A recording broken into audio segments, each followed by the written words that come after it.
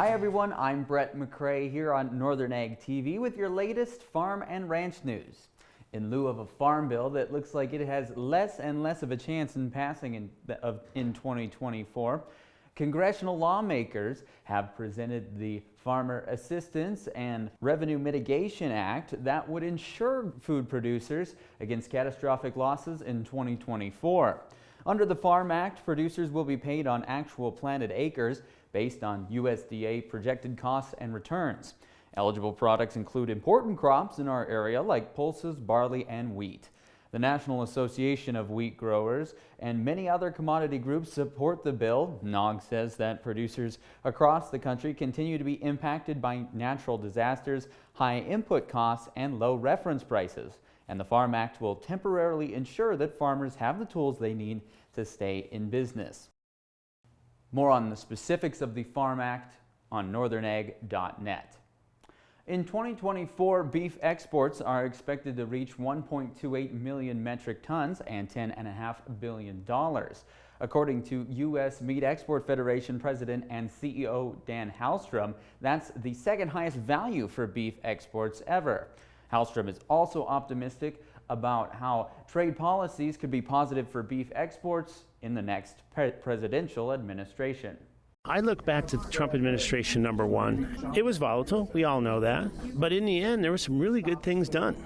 And the three in particular, USMCA, which was the redone version of NAFTA, and then USMCA 1, and then the final USMCA. The Japan-U.S. Ag Agreement was also completed in 2020 and implemented. And we had very ridiculously disadvantageous beef tariffs that were normalized quickly as a result of that. And then the third thing is the China Phase 1, which that really worked to our advantage in terms of making more reasonable requirements for beef plant approvals. So we went from $200 or $300 million a year to China to $2 billion in just 2 years. Halstrom says there's a lot of demand for U.S. meat exports in Central America, and that's a market that could see a lot of growth in the future.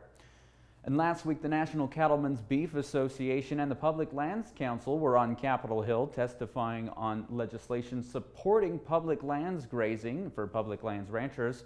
Several bills in front of the U.S. House Natural Resources Subcommittee on Federal Lands would cumulatively expand the use of livestock grazing as a tool to reduce wildfire risk, make grazing permits more responsive to range conditions, and remove regulatory barriers to the maintenance of critical infrastructure.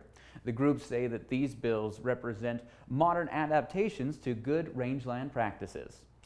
Northern Ag TV is back after this. From the beginning, we've worked closely with farmers. BNSF's ties to the agricultural community go back 175 years. Together, we've innovated to make the U.S. agriculture supply chain one of the most efficient and productive in the world. Our strong relationship powers BNSF still today and helps us move the nation like no one else can. At BNSF, we move the nation for you. Optimism was back in the minds of traders in the cattle market on Friday, even though maybe there was a slightly bearish development in the cattle on feed report when placements were just a little bit higher than where the pre-report estimates expected. The overall cattle on feed number was not significantly different than where the pre-report markets thought they would be. Cash cattle trade last week was steady, with previous weighted averages at 185 for live deals and 290 on the dress basis. Feeder cattle at Stockman's Livestock and Dickinson sharply higher again. Heavy 4-weight steers from 364 to 372. Light 5-weight steers from 338 to 346, and heavy 5-weight steers from 319 to 327. Light 4-weight heifers in Dickinson from 343 to 351, and the light 5-weights from 308 to 316. At the sheep yards in Newell, 70 to 79 pound lambs from 207 to 225, $6 better last week. And the good slaughter ewes steady to $2 higher from about 80 to $1 a pound. Grain markets were mixed last week, but wheat futures closed lower on Friday after wavering back and forth for much of the week. Despite a consecutive 4-session increase in prices, wheat futures fell in the last 2 days of the week, reflecting a mix of positive and negative influences. A higher U.S. dollar makes U.S. exports less competitive on the world market, but increasing tensions in the Black Sea are generating serious concerns about wheat production going forward. On Northern Ag TV, I'm Brett McCrae.